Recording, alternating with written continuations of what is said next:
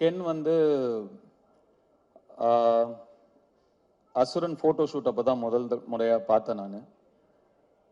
அப்போது பார்த்த உடனே எனக்கு சுத்தமாக ஒர்க் ஆகலை.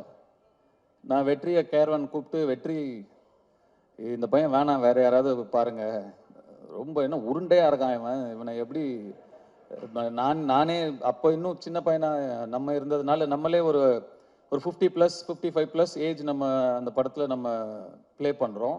அப்போ பையன் இன்னும் சின்ன பையனாக இருக்கணும், அப்போ தான் கன்வின்சிங்காக இருக்கும். இவன் பெருசாக இருக்கான் வெற்றி, பாருங்க, வேண்டான்ட்டேன். அப்புறம் வெற்றி சொன்னார், இல்லை தனுஷ் கொஞ்சம் டைம் கொடுங்க, அவனை இழைச்சி வர வைக்கிறேன், அதுக்கப்புறம் நீங்கள் பாருங்க அப்படின்னாரு. சரி சார், ஓகே. எனக்கு சுத்தமாக கன்வின்ஸ் ஆகலை. அதுக்கப்புறம் நான் என்ன பார்க்கவே இல்லை. ஸ்ட்ரெயிட்டாக டே 1 ஷூட் அப்போ தான் பார்த்தேன்.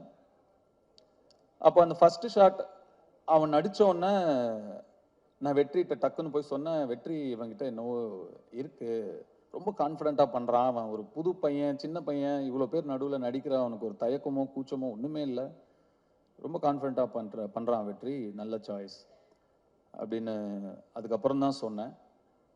ஸோ கென்னை கண்டுபிடிச்ச பெருமை முழுக்க முழுக்க வெற்றிமாறனுக்கு தான்.